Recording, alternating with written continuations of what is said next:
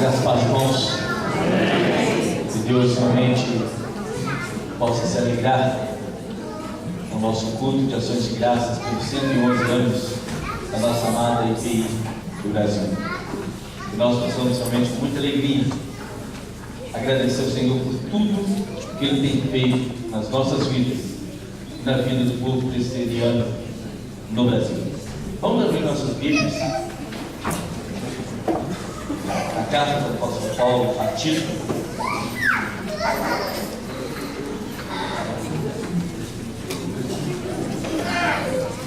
Carta do apóstolo Paulo a Tito, capítulo 1, versículo 4.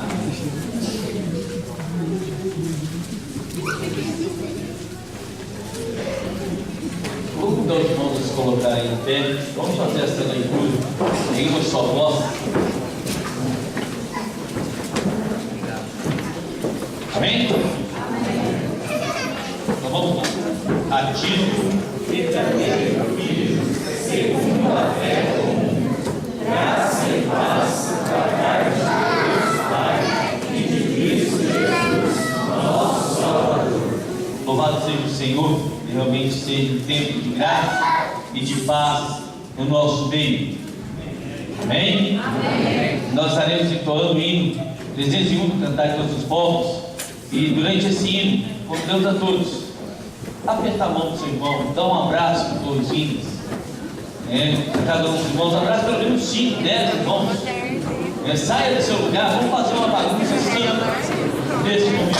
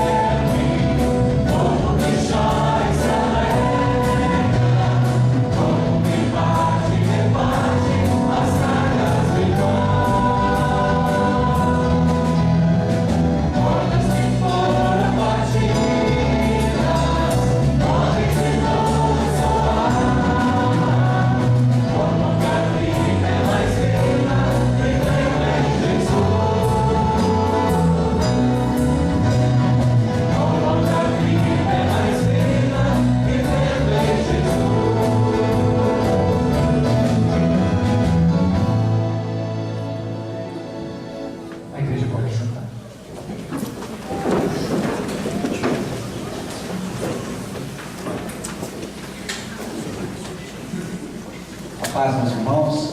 Amém. Abra a sua Bíblia no Salmo 95. Nós vamos ler os versículos 1 ao 7. Vou estar lendo os versículos ímpares e os irmãos vão estar lendo os versículos pares. Minha Bíblia é uma tradução diferente na linguagem de hoje, mas nós podemos fazer essa leitura. Embora não tenha pedido para vocês sentarem, eu vou pedir para vocês colocarem pela mente. Só para dar uma esquentada, né? Frio. Salmo 95, de 1 a 7. Vou ler os ímpares dos irmãos dos pares. Venham todos e louvemos a Deus o Senhor. Cantemos com alegria a rocha que nos salva. Saiamos ao seu encontro com ações de graças e gloriemos com salmos. Pois o Senhor é Deus poderoso, é Rei poderoso acima de todos os deuses.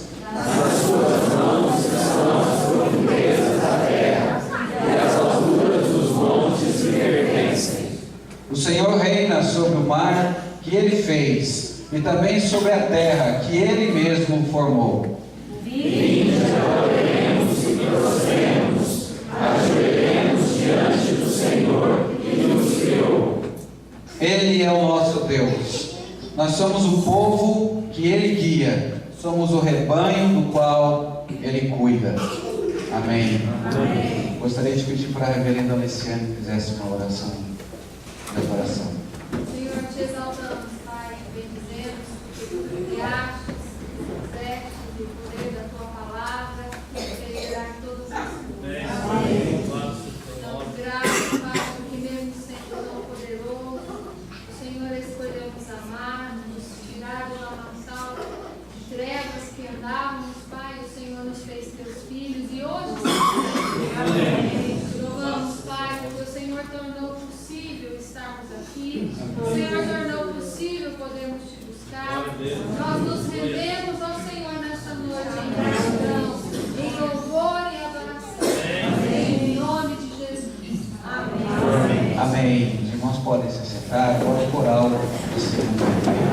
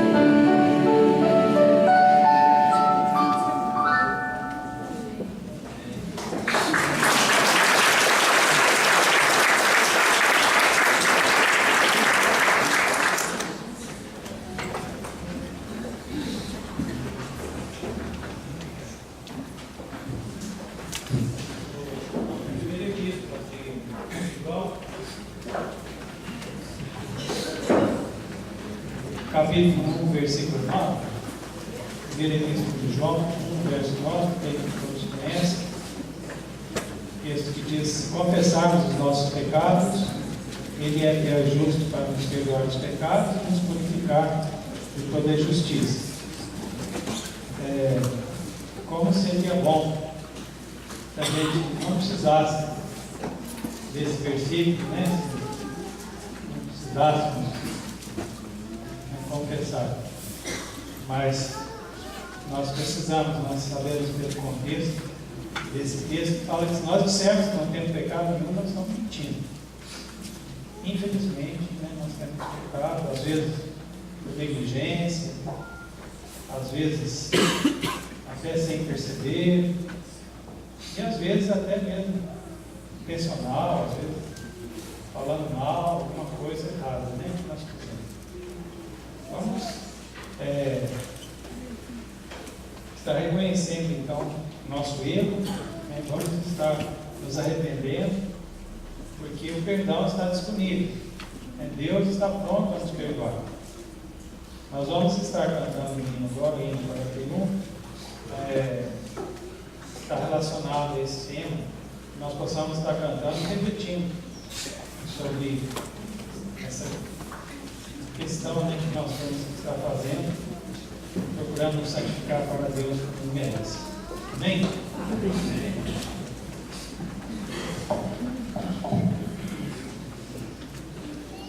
Logo após o cântico, nosso irmão pastor Rodolfo pode nos conduzir a Deus uma oração, depois de alguns momentos.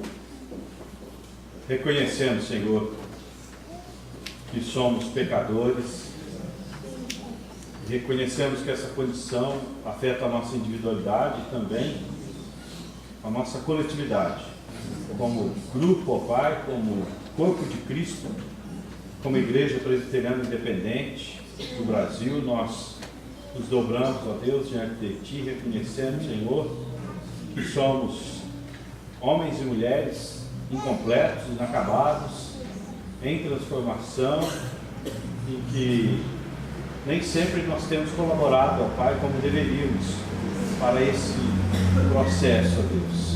Nós reconhecemos, Pai, que muitas vezes temos optado pela nossa vontade, pelo nosso pensamento, pelo nosso caminho, Senhor. E pedimos que o Senhor, pelo poder do sangue de Cristo Jesus, nos perdoe, Senhor. Pedimos que o Senhor nos limpe, nos purifique E que o Senhor nos guie com o teu bom Espírito Santo para que, ó Pai, nós, tanto no plano individual quanto como igreja, cresçamos dia a dia, Senhor. Sejamos, que se cumpra em nós a tua palavra, sejamos transformados de glória em glória, Senhor. E que a nossa mente, no nosso coração, a imagem do Senhor Jesus Cristo, teu Filho unigênito, seja o nosso alvo, Senhor. Para a tua glória, para o teu louvor, para a saúde da tua igreja, Senhor, e a expansão do teu reino, Senhor. Obrigado porque o Senhor nos perdoa, obrigado porque o Senhor nos limpa, obrigado porque o Senhor nos purifica, Pai, por causa do que Cristo fez por nós na cruz. E a Ele nós rendemos toda a glória e todo o louvor, e no nome dEle é que nós confessamos e recebemos de Ti o perdão. Amém.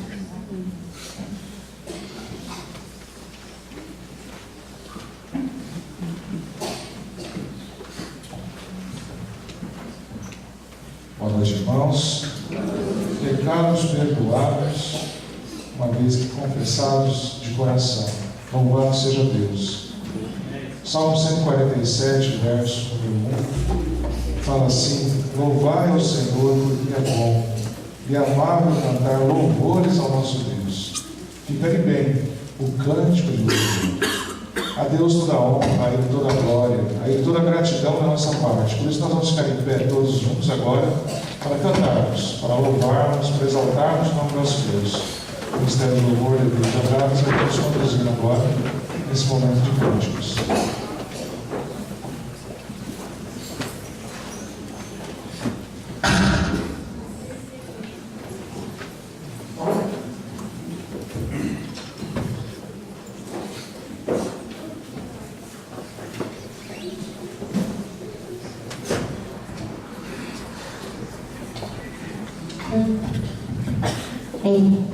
Ei, som?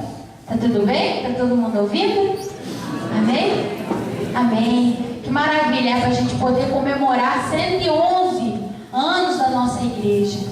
E a gente pode fazer uma forcinha na nossa memória e tentar lembrar no primeiro ano da nossa igreja, como foi esse aniversário, né? Dessa formação de igreja que nós temos. Que alegria que é para nós hoje estarmos também fazendo história. No aniversário de 111 anos da nossa igreja, a nossa querida e amada IPI. Então que a gente possa cantar ao nosso Deus, que Ele providenciou todas essas coisas até aqui. Amém? Amém.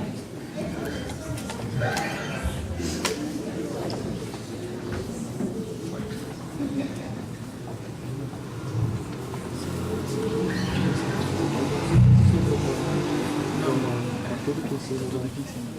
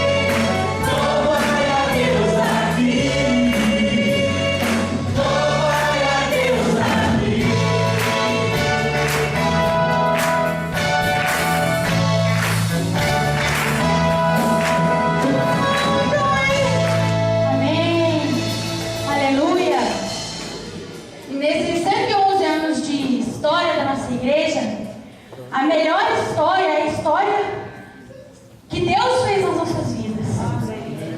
O melhor testemunho é o testemunho, o melhor evangelismo é o testemunho das nossas vidas. Eu vou contar um rapidinho, que a igreja, a primeira IPI e a segunda de André já conhece. Mas é mais ou menos assim, a minha história. Antes de Deus me converter, antes dessa bênção na minha vida, eu tinha muitos problemas na minha família. E muita diversidade com a minha mãe. A ponto assim, de várias brigas e ela me mandar para fora de casa. Graças à misericórdia do Senhor na minha vida. Depois dessa mudança, eu estava trabalhando num comércio. E aí, eu tinha um sapatinho velho que eu ia trabalhar com ele. Mas ia com o sapatinho velho, porque às vezes R$100 fazia diferença no final do mês do sapatinho velho. A minha mãe, um dia, depois de toda essa transformação, ela chegou na loja, num sábado, o comércio a toda na loja. Ela chamou eu lá no fundo e falou assim: vem aqui, menina, vem aqui trocar esse sapato.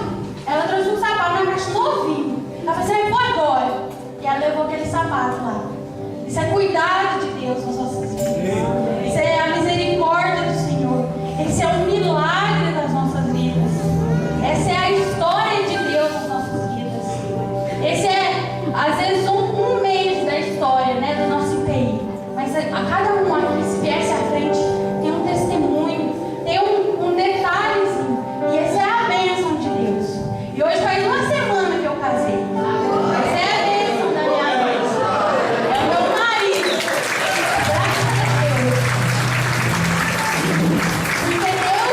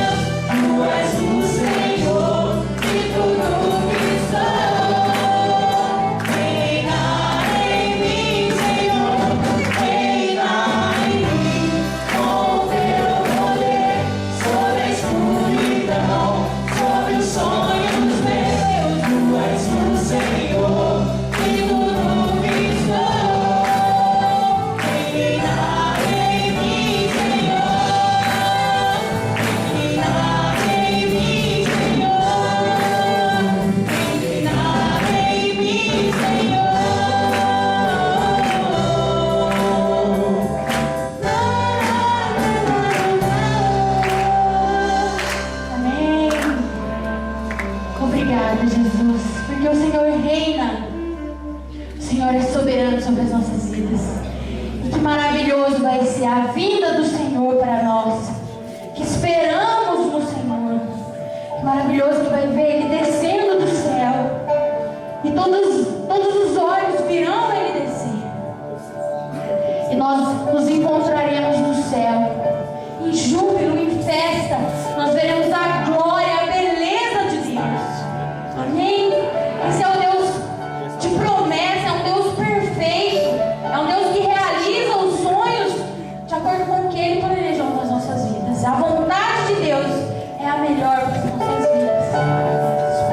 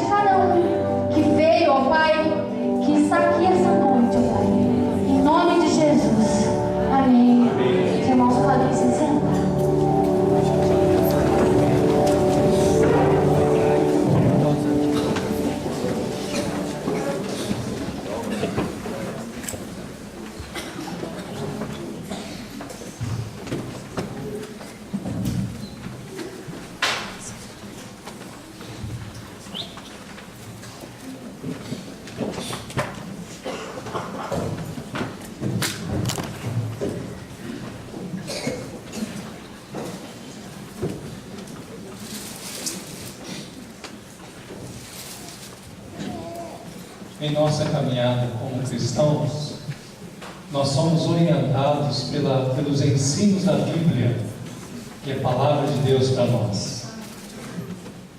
E chegou o momento de nós ouvirmos mais o ensino da palavra de Deus. Somos seres pensantes, tomamos decisão todo dia e precisamos de boa orientação para a nossa vida. Quero convidar a Débora e a Lourdinha para virem à frente. Elas vão ficar com as crianças de 1 a 4 anos. Também quero convidar as crianças para virem à frente. Também convido a Najara e o Jairo para ficarem com as crianças de 5 a 10 anos. Convido essas crianças também para virem à frente.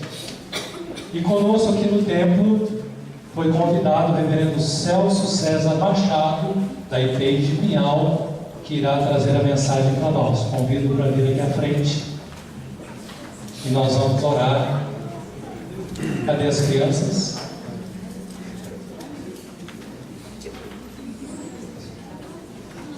Os pais podem ajudar as crianças a virem aqui, por favor.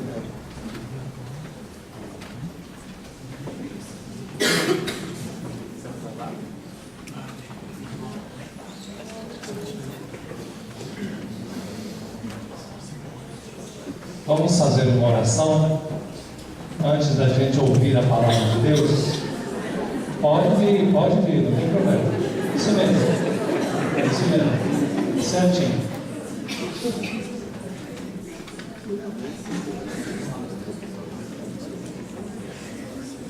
Vamos orar, meus irmãos. Pai, nós te louvamos, porque fazemos parte de uma família da fé que está completando 111 anos de vida.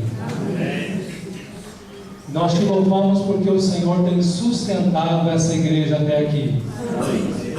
Essa igreja não nasceu ontem, ela tem uma experiência, uma história de vida, e nós hoje fazemos parte dela. Amém. Podemos cooperar com o teu reino através dessa igreja. Por isso louvamos o teu nome, Pai, porque o Senhor nos tem abençoado e nos tem usado como vasos nas tuas mãos para o desenvolvimento dessa igreja. Amém. Queremos agora colocar as pessoas que vão falar em teu nome nas tuas mãos. Pedir que a unção do teu Espírito esteja sobre elas. Que elas tenham liberdade e autoridade para falarem em teu nome. Também a nós que vamos ouvir, rogamos a iluminação do teu Espírito para compreendermos a tua voz falando através dos seus servos. Dá-nos um coração obediente, pronto a te servir cada vez melhor. Amém. É o que nós te pedimos por Jesus nosso Senhor. Amém. Amém. As crianças e os professores podem ir lá para a sala das crianças e conosco aqui o reverendo Celso.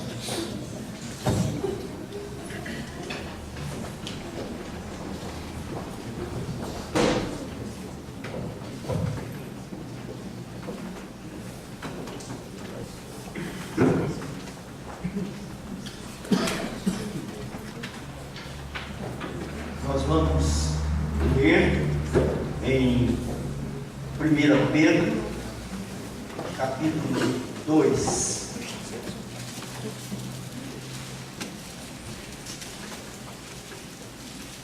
Primeira Epístola de Pedro, capítulo 2. Apenas o versículo 9 e 10. Mas vós sois a geração eleita, o sacerdócio real, a nação santa, o povo adquirido, para que anuncieis as grandezas daquele que vos chamou das trevas para a sua maravilhosa luz. Antes não erais povo, mas agora sois povo de Deus. Antes não tinhas alcançado misericórdia, mas agora alcançaste misericórdia.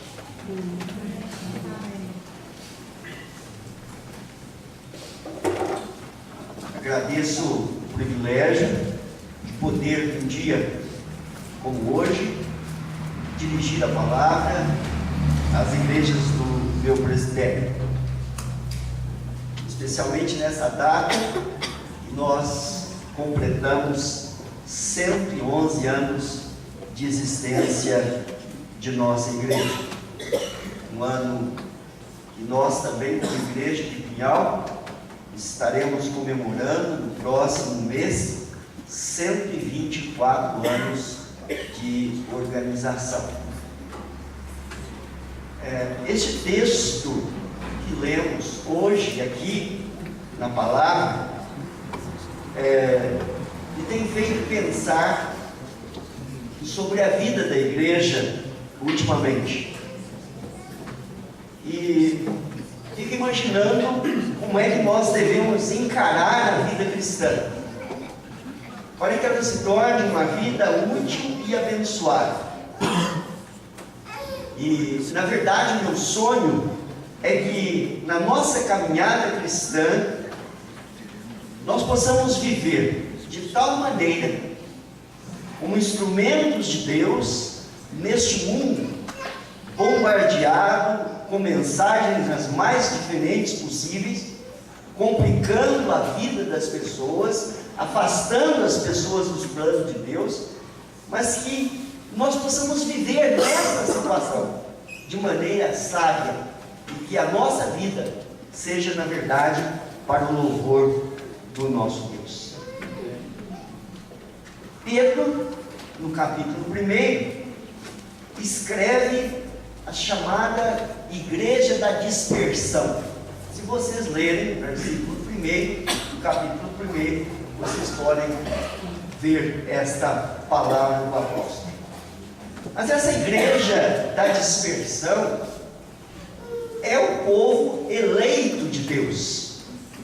Eles estavam espalhados por vários lugares.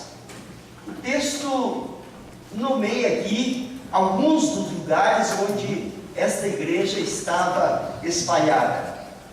Diz que estavam no Ponto, na Galácia, na Capadócia, na Ásia, na Bitínia. Estavam então por todos aqueles lugares. E é interessante que muitas vezes um texto do Novo Testamento não mostra a sua grandeza quando olhamos de forma superficial. Mas quando nós nos aprofundamos neste texto, nós podemos perceber que ela está cheia de significado. E este é o caso do texto que nós estamos lendo. Está claro que esta carta foi dirigida à igreja gentia. Esta carta está sendo dirigida não à igreja judaica. A carta está sendo dirigida aos gentios que compunham a igreja de Jesus Cristo espalhada por todos aqueles lugares. E essa gente havia sido transformado na sua forma de viver. No capítulo 4, verso 3, diz que antes haviam vivido de uma maneira irregular, mas que agora eram um povo e chegaram a ser nada menos que povo de Deus. Mas o extraordinário dessa passagem está em que as concepções trazidas aqui eram dirigidas especialmente aos judeus, o povo escolhido. E até então não se aplicava aos gentios. Mas o texto está fazendo esta afirmação aqui no texto, que eles agora, espalhados por todos aqueles lugares, compunham os eleitos de Deus, a nação santa, o povo escolhido. Nós sabemos que os cristãos até então não eram considerados. Alguns judeus chegaram mesmo a dizer que Deus havia criado os gentios para usá-los como lenha para o fogo do inferno. Mas, agora, eles estavam sendo colocados nessa condição de povo de Deus. Então, Pedro chama aqui as pessoas a quem se dirige de povo escolhido de Deus. Esse título, sem dúvida, que pertencia a Israel. Quando nós olhamos no Velho Testamento, nós percebemos isso. Mas nós sabemos que Israel, como nação, falhou. E a parábola dos vinhadeiros maus, conforme Mateus 21, 41 e Marcos 12, 9, nós aprendemos que Deus tirou deles esse privilégio e deu a outros, no caso, a igreja. Esta é a base e a concepção neotestamentária. A igreja é o novo Israel de Deus. Se antes a palavra diáspora se referia aos judeus que foram espalhados pelo mundo por diferentes razões, agora a verdadeira diáspora era constituída não de judeus, mas de cristãos. E este povo, que nunca havia visto o Senhor Jesus Cristo, o havia amado de tal maneira que estavam felizes por terem conhecido este Cristo. Pedro 1, 8 e 9. E esta vida que eles estavam vivendo como cristãos, espalhados por toda aquela região, não era uma vida fácil. Se nós olharmos através do texto, nós vamos perceber muitas afirmações. Pedro está procurando orientar a igreja como é que essa igreja deveria se portar, qual deveria ser a conduta desta igreja, vivendo numa situação de opressão, como é que eles deveriam ser nesse lugar o povo escolhido de Deus. A vida não era fácil para eles. Eles eram difamados, muitas das suas ações eram entendidas de forma equivocada, e por causa dessa propaganda, muitas vezes eram perseguidos pelas pessoas.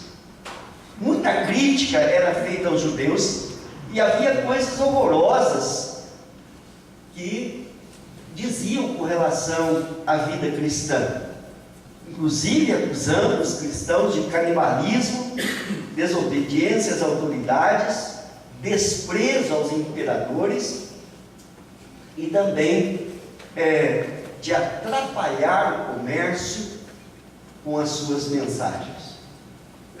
Era preciso então ter uma vida especial para viver nesses lugares de tanta opressão, de tanto problema, de tanta dificuldade. Então, nesta belíssima epístola, Pedro orienta a igreja. E nós podemos dizer também que, fazendo uma comparação, que nós também vivemos um tempo difícil. O caminho da igreja hoje para se tornar povo de Deus passa por situações diferentes. Eu sinto, quando examino a situação, eu sinto o cristianismo bombardeado, às vezes de forma sutil, às vezes de forma declarada. E alguém disse que nós vamos começar a sentir o peso de ser cristão daqui para frente. Não faz muito tempo, uma pessoa em uma reunião gritou para aquele que estava liderando que os cristãos deveriam ser queimados vivos. Talvez muitos de vocês ouviram essa propaganda. Então nós estamos vivendo um momento difícil. Talvez esse momento em que nós vamos sentir o peso de ser cristão. Porque parece que até há pouco a gente estava vivendo uma vida muito tranquila. Mas, no meio dessa situação que nós já podemos ver, como é que nós devemos viver? Como é que nós podemos ser povo escolhido? Como é que nós podemos ser nação santa? Como é que nós vamos fazer a diferença nos nossos dias? Eu gostaria de enumerar algumas coisas para que nós possamos pensar sobre isso. Primeira coisa, meus irmãos, nós precisamos viver uma vida de adoração. Eu fico imaginando aquele povo espalhado por aqueles lugares que o texto nos fala.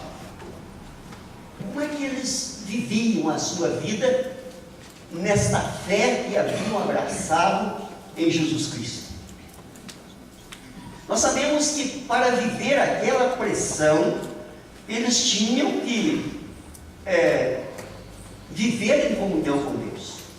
Tinham que ter um contato com Deus todo o tempo. E esta era a forma de poder suportar a pressão e também dizer para as pessoas que olhavam para eles de uma maneira diferente que, na verdade, eles eram o povo de Deus.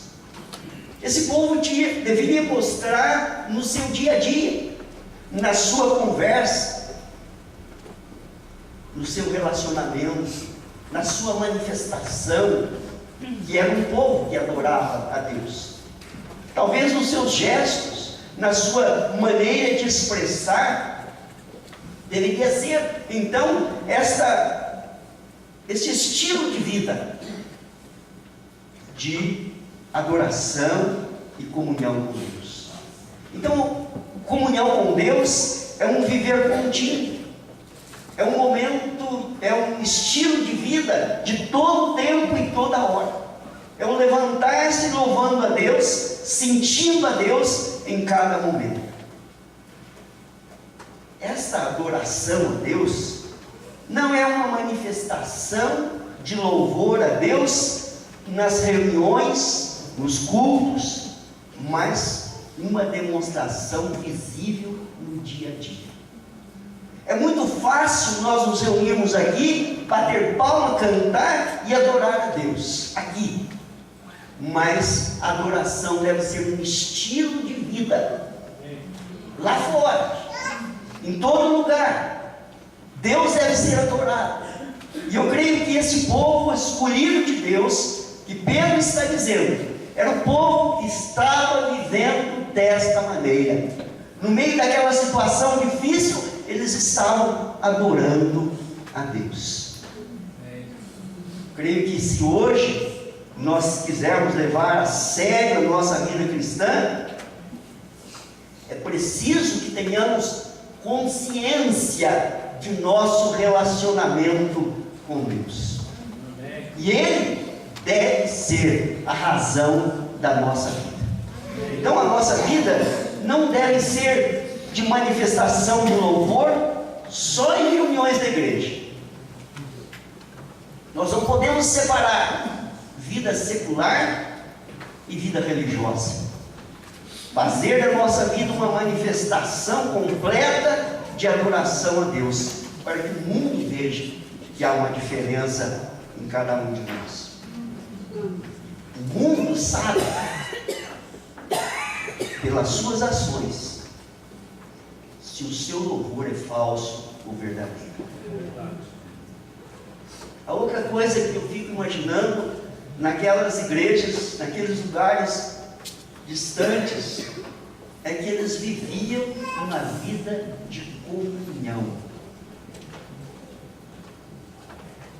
Como viver uma vida de comunhão numa situação como aquela? Como viver num país distante, enfrentando perseguições, lutas, dificuldades? Aqueles irmãos procuravam viver juntos, unidos, em comunhão. Essa comunhão, na expressão grega koinonia, era a força que fazia com que esse povo pudesse manter vivo o Evangelho, a convivência, e isto os fortalecia. Vivendo lá fora, com toda a pressão que sentiam, eles se uniam, eles se fortaleciam, eles se tornaram naquilo que Paulo diz, família de Deus. E isso os fazia forte naquele lugar. Então, além da comunhão trazer o fortalecimento, era uma forma também de mostrar o corpo de Cristo naqueles lugares diferentes.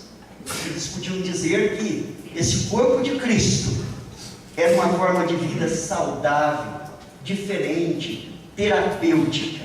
O aconchego, a união da família. Falava de amizade, de sinceridade, de alegria, participação. E essa era a maneira de mostrarem esta convivência. Talvez as palavras de Jesus Cristo, quando diz: alegrai-vos com os que se alegram e chorai com os que choram, estivessem bem presente na vida deles. E aí então, fortalecidos, podiam viver em comunhão. E quando nós analisamos hoje o tempo que vivemos, vamos percebendo que nós temos muita facilidade de comunicação, mas não temos desenvolvido sentimento de comunhão. Embora vivamos no meio de muita gente, temos perdido a capacidade de viver em comunhão. O próprio Jesus havia dito: nisto conhecerão que sois meus discípulos, se tiverdes amor uns para com os outros. Eu entendo que Jesus queria dizer: o mundo vai ver vocês em mim, se vocês viverem em amor, em comunhão. Mesmo a igreja, a gente tem visto muita falta de comunhão.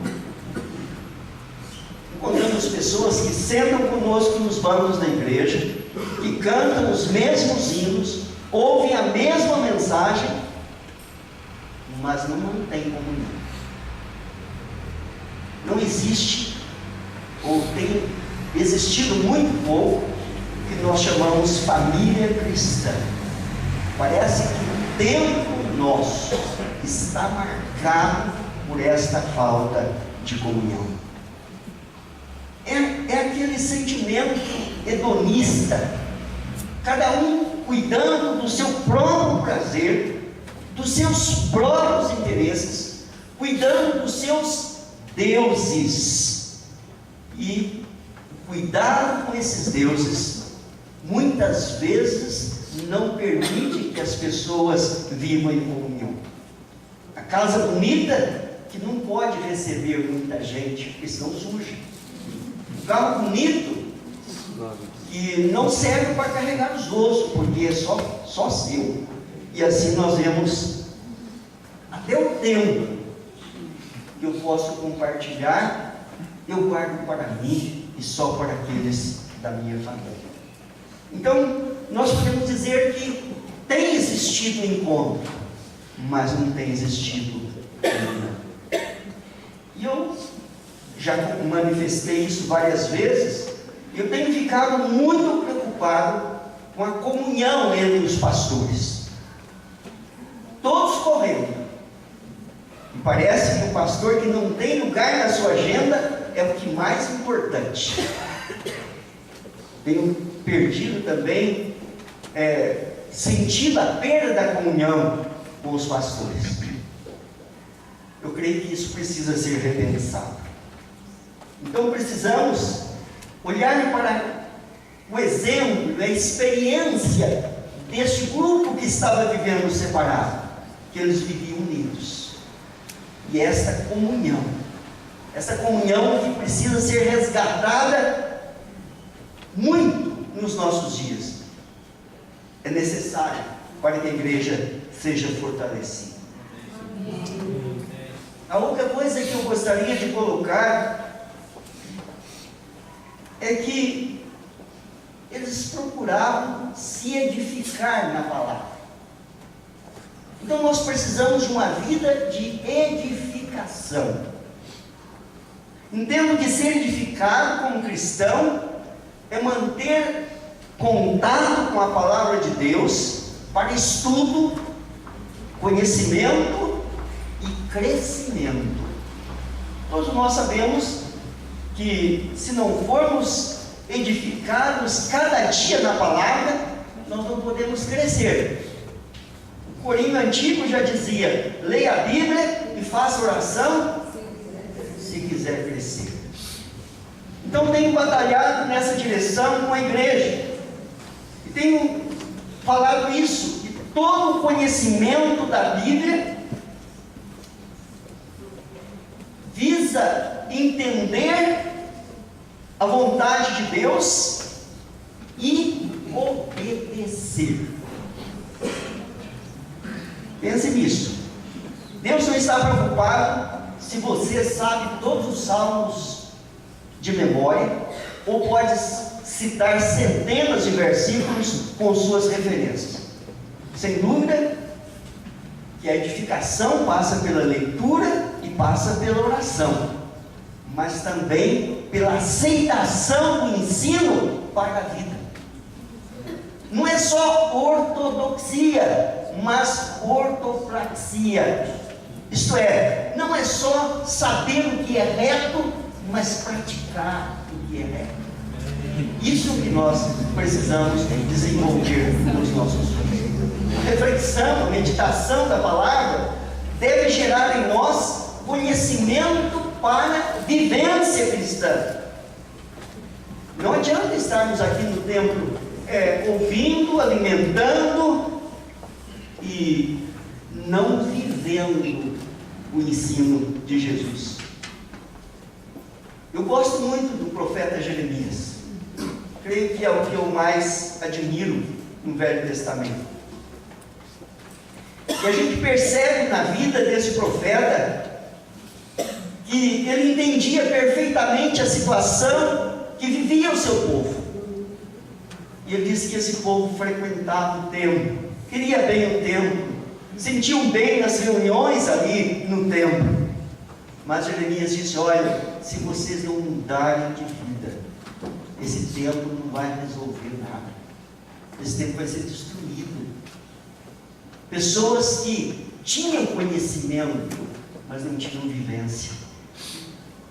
Eu creio que os cristãos que estavam recebendo a mensagem de Pedro sabiam disso. E eles precisavam não só conhecer, mas viver este ensinamento no dia a dia, no meio das pessoas. Eu creio que nós estamos cansados de aprender, mas estamos muito atrasados em viver. Eu creio que quando nós, lembrando a grande mensagem da Reforma, falamos que a Bíblia é regra de fé e prática, nós precisamos entender que ela determina a nossa conduta nos dias de hoje. Temos vivido um tempo complicado, muita reunião e pouca edificação, muito louvor, pouca edificação, muito barulho, pouco resultado. Temos visto mensagens açucaradas ao gosto do freguês, que anima o auditório, mas não edifica a igreja espiritualmente. E fico pensando nas palavras de Mahatma Gandhi, quando falou ou se dirigiu aos líderes cristãos do seu tempo: aceito o seu Cristo, mas não aceito o seu cristianismo. Isso é, aceito a mensagem do Cristo, mas não aceito o tipo de cristianismo que vocês vivem. Eu creio que é momento para refletir e pensar nessa situação. Precisamos, meus irmãos, ser edificados na palavra, alicerçados nessa palavra, fundamentados nessa palavra e fortalecidos. Quando termina o sermão do monte, Jesus faz uma colocação interessante da casa edificada sobre a areia e sobre a rocha. E a gente fica olhando ali a aplicação de Jesus Cristo. Os que ouvem a palavra e a praticam. Não só os que ouvem, mas aqueles que fazem a vontade do Senhor Jesus Cristo. Eu creio que quando nós começamos a olhar com preocupação para esta situação, quando nós estivermos olhando e obedecendo aquilo que a palavra de Deus nos ensina, então nós vamos aguentar as crises, assim como eles estavam aguentando. Nós vamos suportar as críticas e sairmos vitoriosos. Eu creio que quando nós começarmos a viver o cristianismo, nós podemos dizer como Paulo, com experiência própria: eu sei em quem eu tenho crido. Ou talvez na outra expressão: eu não me envergonho desse evangelho, porque é o poder de Deus para a salvação de todo aquele que crê. A fé que essas comunidades espalhadas tinham que manter para se sustentarem tinha que ser essa fé fundamentada na palavra, uma experiência vivenciada, uma experiência praticada. E lembre-se disso: cristianismo não é acúmulo de conhecimento, mas é a obediência do servo. Nós precisamos ver isso. E, em último lugar, uma vida de evangelização. Aquela igreja, com a mensagem que estava recebendo, não visava somente ter uma vida abundante em Cristo, uma vida heróica em Cristo, não somente uma vida santificada, mas o texto diz o seguinte: para que anuncieis. Pedro está dizendo: vocês são este povo de Deus. Olha, vocês antes não eram nada, mas agora vocês são o povo de Deus. Nação santa, mas com um objetivo. Não é para que eles tomassem essas qualidades dadas por Deus e pudessem então dizer aleluia, agora está tudo bem. Mas o texto diz que era para levar o conhecimento de Jesus Cristo às pessoas. Essa era a razão da permanência deles ali naqueles lugares. Não era um turismo forçado, não era para ganhar a vida, melhorar financeiramente ou mesmo espiritualmente, era para levar o Evangelho. Se não fosse para levar o Evangelho, não tinha sentido a dádiva de Deus sobre eles. E nós sabemos que a grande comissão de Jesus tinha que ser lembrada: ide e fazei discípulos. Ensine que eu ensinei. Então, o objetivo era levar vida, que é Jesus, para o coração das pessoas no meio das quais esta gente estava vivendo, sofrendo provações. Por isso eu disse, não era turismo. Eles estavam sofrendo e sofrendo muito. mas fazendo com que Cristo e a sua mensagem chegassem àquelas pessoas. O apóstolo Pedro sempre falou sobre isso. Mesmo sofrendo, tinham que levar essa mensagem. Então o texto é claro: vocês estão aí a fim de proclamar. Havia uma responsabilidade. Em 2 Coríntios 1:8, Paulo, falando sobre o seu ministério, ele escreve sobre a sua experiência na Ásia. É um texto que talvez muita gente nunca leu, mas Paulo está dizendo assim, que quando ele chegou na Ásia, a situação foi tão difícil, mas tão difícil, que chegou a ponto de desesperar da própria vida. Sabe o que é isso? Mas por que ele estava lá, sofrendo tudo aquilo? Para levar o Evangelho. Vivendo como estrangeiro nessas paragens, mas com um objetivo em mente. E então, nós podemos pensar nesse aniversário da igreja, que esta é a grande tarefa que nós temos. É interessante que às vezes, pelo fato de nascermos dentro da igreja, não termos as experiências tão ruins, às vezes, de aí fora, nós não tenhamos consciência do que é viver sem Jesus Cristo. Mas o mundo está precisando desse Cristo. E é o único que pode trazer um alívio ao coração das pessoas. Então hoje, quando comemoramos o aniversário da igreja, hoje quando sentimos que a nossa denominação já está atuando no Brasil por 111 anos,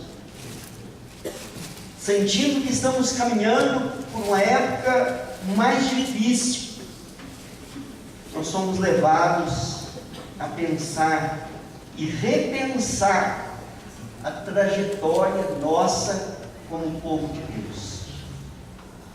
Lembrando que essas palavras de Pedro também foram ditas para nós, que somos gentios, mas que sejamos dignos desse nome. Nação santa, povo de propriedade exclusiva de Deus. Amém. Que Deus nos abençoe para que possamos honrar esse Deus que nos chama e que nos fortalece e que nos desafia. Deus nos abençoe. Amém.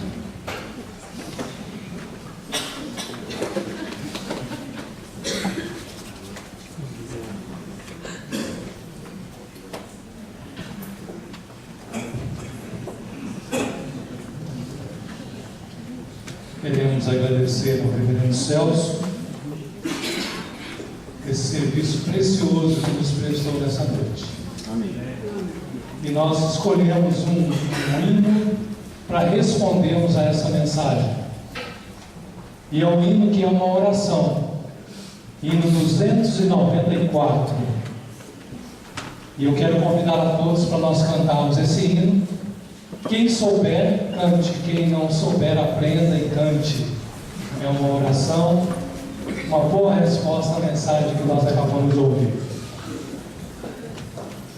Depois desse hino, o grupo de coreografia Terrilinha aqui da nossa igreja vai louvar ao Senhor também com uma música.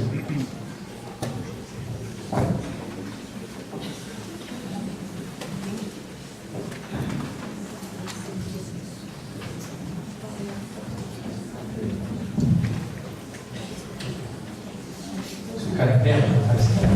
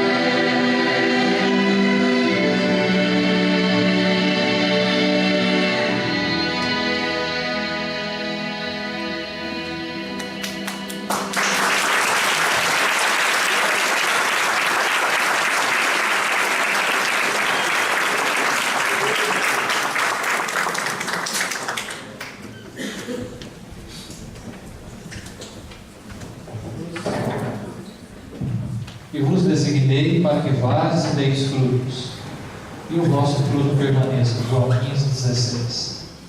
Nós fomos convidados pela palavra de Deus a sairmos daqui diferente do que entramos. Essa comunhão gostosa também nos convida a sairmos daqui contentes, alegres, por termos passado esses momentos aqui.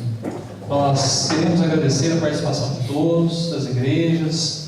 PI de Jacutinga está aqui com a gente também, alguns irmãos, PI de Andrada, segundo PI de Andrada, Espírito Santo Pinhal, a Igreja de Poços, segunda, Congregação de Jardim Kennedy, e os outros irmãos que nos visitam, perdão, IPI do Jardim Kennedy, deu tempo aí, IPI do Jardim Kennedy, e os demais irmãos que nos visitam, nos honram com a sua presença. Foi um prazer recebê-los aqui, uma delícia participar desse culto com os irmãos.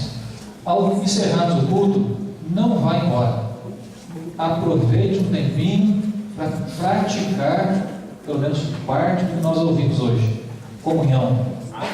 Diaconia da nossa igreja preparou um lanche. Gaste aí mais um tempinho para nós escutarmos da comunhão com os irmãos e da comunhão com o lanche. Nós precisamos cantar o Pendão Real.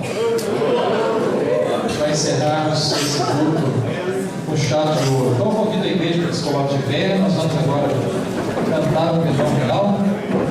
E em seguida, eu convido o reverendo Celso para que invoque a bênção de Deus, ore e invoque a bênção de Deus sobre nós.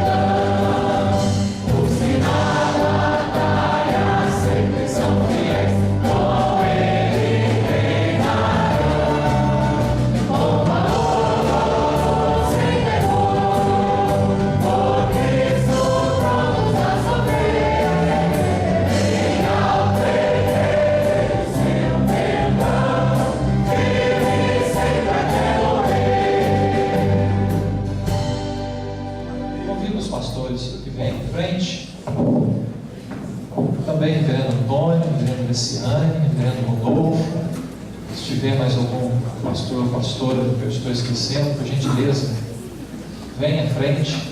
Reverendo Celso, pregador, vai orar conosco, invocar a bênção de Deus sobre nós. Eu convido os pastores para juntos estender as mãos sobre a vida da igreja.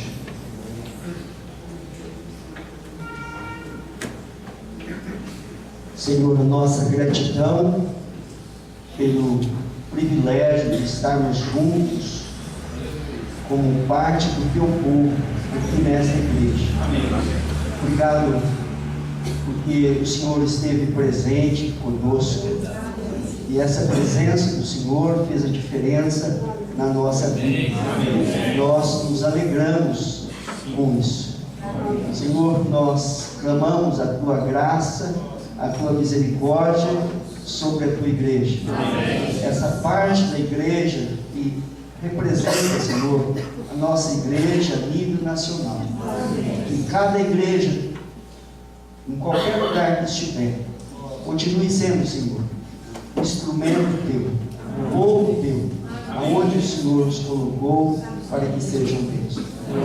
Guarda-nos nesta noite, no retorno aos nossos lares, aqueles que viajam, que a tua paz esteja sobre eles. E pedimos, Senhor, que o momento de hoje possa desafiar a nossa vida para uma vida mais próxima de ti. Oramos no nome de Jesus. Que o Senhor te abençoe e te guarde. Que o Senhor faça resplandecer o seu rosto sobre ti e tenha misericórdia de ti. Que o Senhor sobre ti levante o seu rosto e te dê a paz.